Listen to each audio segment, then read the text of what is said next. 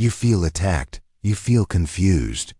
You feel forced to defend crimes you never committed. And deep down, you know something is wrong. They accuse you first. They question your loyalty. They inspect your phone. They doubt your tone. Why? Why does the guilty one become the prosecutor? Because you are standing inside psychological warfare, and you don't even know it. You think this is about insecurity. You think this is about jealousy. It is not. It is about projection. Sigmund Freud described projection as the mind's defense against unacceptable impulses. When someone desires betrayal, they cannot tolerate the image of themselves as disloyal. So they relocate guilt onto you. You become the carrier of their shadow. You become the suspect. And while you defend yourself, they reposition. This is not romance. This is strategic deflection. You feel shame. You feel frustration. You feel urgency to prove innocence. That urgency is your weakness. Here's the thesis. Your pain is not emotional weakness. It is a strategic error in battlefield awareness. You are fighting the wrong target. Stay until the end. Because the final principle reveals the one reaction that collapses their entire defense system. Ask yourself this question. Count to 3. 1, 2, 3. Now we cut deeper. Projection, the smoke grenade. When a wolf stalks prey, it kicks dust into the air. Vision blurs. Direction disappears. Projection works the same way. Freud wrote, "We defend ourselves against the impulses we cannot accept. If they are tempted, if they are flirting, if they are emotionally investing elsewhere, they cannot hold that truth without internal fracture." Cognitive dissonance forms. I am loyal. I am betraying loyalty. That tension burns. So they discharge it by accusing you. Suddenly, you are the cheater. You are the secretive one. You are the distant one. Ask yourself, did their accusations begin without evidence? Did they escalate quickly? That escalation is smoke. Your command now, do not over-explain. Do not rush to prove innocence. Instead, ask calmly, what makes you feel that way? Then silence. Let the air thicken. Projection collapses under stillness. Predators expect prey to panic. Do not panic. Because projection is only the first maneuver. The deeper engine is internal war. And that war has a name, cognitive dissonance. We go there next. Stay sharp. This is where most people lose control. You just saw the smoke grenade. Now you need to understand the engine. Projection is not random. It is powered by internal fracture. Cognitive dissonance, the internal civil war inside them. Two identities collide. I am loyal. I am betraying loyalty. These beliefs cannot coexist peacefully. This collision creates cognitive dissonance. Cognitive dissonance is psychological pain caused by holding contradictory beliefs. The mind hates contradiction. It seeks resolution fast. Like a general suppressing rebellion before it spreads. So what do? They alter the narrative. If you are suspicious, they claim you are guilty. If you are calm, they claim you are hiding something. Why? Because shifting blame reduces internal pressure. Sigmund Freud wrote that the ego protects itself from anxiety through defense mechanisms. Projection is one. Rationalization is another. They may say, you've been distant. They may say, you changed first. They reconstruct history. They rewrite timelines. They create justification. Ask yourself this question. Did problems suddenly appear right before accusations began?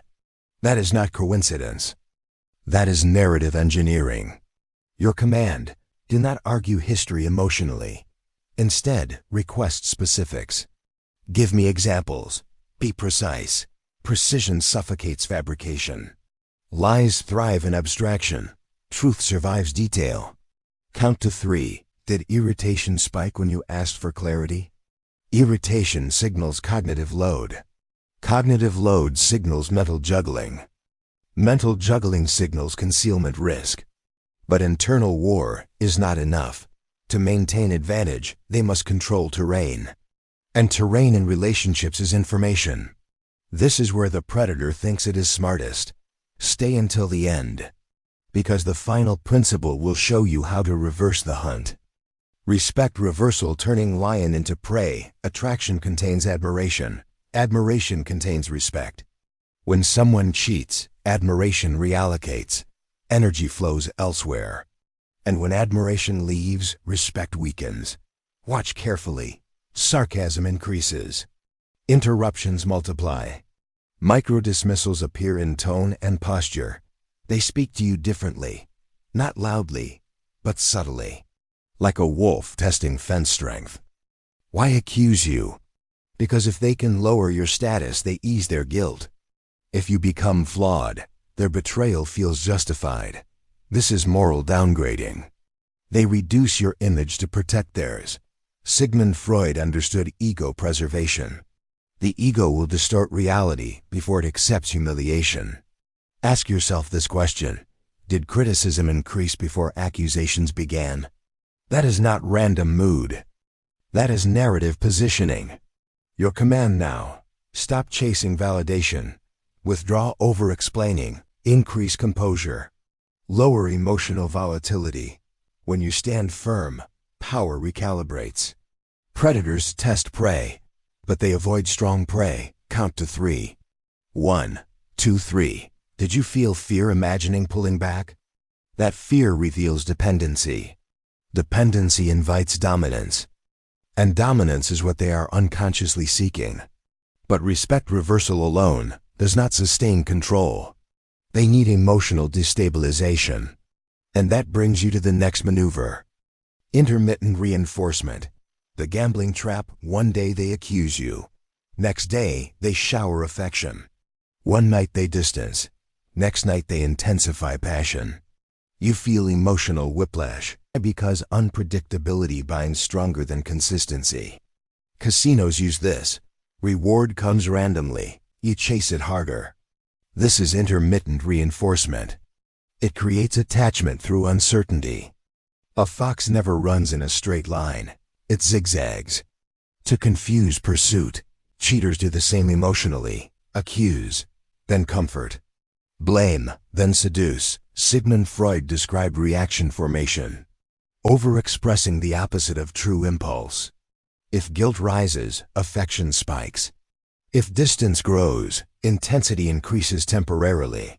Ask yourself, is affection stable? Or does it appear after conflict? Your command. Track patterns.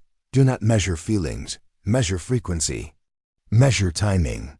If warmth appears only after accusation, it is regulation strategy. Not love. Predators use confusion to exhaust prey.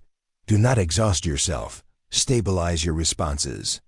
Consistency defeats chaos, but there's one final maneuver, and it is the most dangerous. It flips the entire battlefield. Stay until the end, because the last principle gives you the counterstrike, and without it, you remain reactive. With it, you regain command. You are about to learn why your defense strengthens their offense, and how silence becomes your surgical blade. You've seen the smoke. You've seen the internal war. You've seen the respect shift. You've seen the gambling trap. Now we enter the final battlefield. This is where most people lose. Not because they lack intelligence, but because they lack discipline. Reaction bait. The predator-prey reversal. When they accuse you, what do? You defend. You explain. You over-clarify. You rush to prove loyalty. And in that moment, power shifts. Why? Because the one who explains holds lower ground. The one who questions holds control. Accusation is not about truth. It is about forcing you into reaction. A wolf chases movement. Prey that runs triggers pursuit. Prey that stands still confuses the hunt. Sigmund Freud showed that unconscious impulses seek discharge. Your emotional reaction becomes their discharge valve. They feel lighter when you feel pressured. They feel stable when you feel unstable. Ask yourself this question. Have you noticed them calm down once you start defending yourself? That is relief, not resolution. Your reaction validates their narrative. Your urgency confirms their suspicion story, even if false. Count to 3. 1, 2, 3. Imagine saying nothing. Imagine holding eye contact. Imagine responding slowly, interesting, tell me more. Then silence. Silence is psychological jujitsu. It forces them to carry the weight of their own accusation. Most cannot. Because false narratives require energy. Energy drains under stillness. Your command: slow your breathing, lower your voice, shorten your responses. Never over-explain. Let them fill gaps. Predators retreat when prey becomes unreadable, but you are not finished. Because silence alone is defensive, you need strategic offense. And that offense is shadow integration. Shadow integration reclaiming your power. Here's the uncomfortable truth. You fear losing them. That fear leaks. That leak invites manipulation. Freud spoke of the shadow, the rejected parts of self. Your shadow includes jealousy, anger, possessiveness, control. You suppress these to appear secure. But suppression creates weakness. Unintegrated shadow energy makes you reactive. Integrated shadow makes you calm. A lion does not announce dominance. It embodies it. Ask yourself this. Are you afraid to walk away if betrayal proves real? If yes, they feel it. Humans detect leverage like wolves detect blood.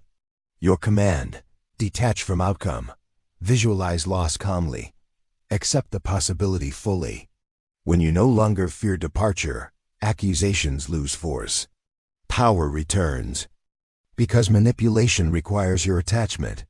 Without attachment, there is no hook. Now we close the battlefield. But listen carefully. Because the final synthesis determines whether you stay prey or become strategist. Stay with me. This is where transformation locks in. You thought you understood the battlefield. You saw projection. You saw blame shifting. But now you need surgical depth. Because accusation is only phase 1. Phase 2 is psychological conditioning. And if you miss it, you slowly surrender control without realizing it. Ask yourself this. Have you started changing your behavior just to avoid being accused? Have you softened your tone? Reduced friendships? Filtered your words? If yes, conditioning has begun. Behavioral conditioning training the prey. When accusations repeat, your nervous system adapts. You start anticipating conflict. You start self-editing. You start shrinking. This is operant conditioning. Negative stimulus appears, accusation. You adjust behavior to remove discomfort. Relief follows. Your brain learns. Compliance reduces tension. That is how power transfers quietly. A wolf does not overpower prey instantly. It exhausts it. It pressures it repeatedly until resistance weakens. Freud spoke about repetition compulsion. Humans repeat patterns unconsciously. If they accuse and you comply, the loop strengthens. Ask yourself this question. Are you living freely? Or are you managing their reactions? Count to 3. 1, 2, 3. Feel that answer. Your command now. Interrupt the loop. When accusation comes, do not overcorrect behavior. Maintain normal rhythm. Keep friendships intact. Keep schedule intact. Consistency signals internal strength. If tension rises because you remain steady, that tension exposes manipulation. Conditioning collapses when reinforcement stops. But conditioning alone does not secure dominance. There's a deeper tactic, and it attacks your identity. We move to gaslighting escalation. Stay focused. Because this is where reality distortion begins. Gaslighting escalation distorting your compass. Gaslighting is reality manipulation, not dramatic, subtle, gradual. They deny statements they clearly made. They minimize prior accusations. They claim you misheard. They reframe your memory. Why? Because confusion weakens confidence. Confidence anchors power. If your internal compass shakes, you seek external validation. And the one accusing you becomes your reference point. That is psychological capture. Freud analyzed repression and distortion mechanisms. The ego bends reality to avoid shame. Gaslighting is distortion weaponized outward. Ask yourself this. Have you started doubting your memory? Have you replayed conversations trying to decode tone? Have you apologized for things you never did?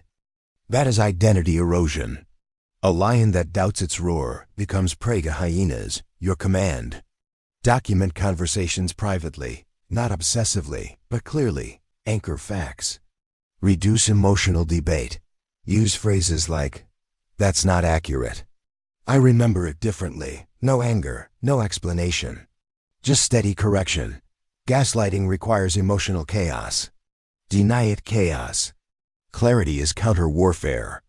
But there is still one final layer. The one most people never see. It explains why accusations often intensify right before exposure. This is the closing strategic revelation. Stay with me, because this is where dominance fully returns. Building a defense before collapse. When guilt peaks, moral theater begins.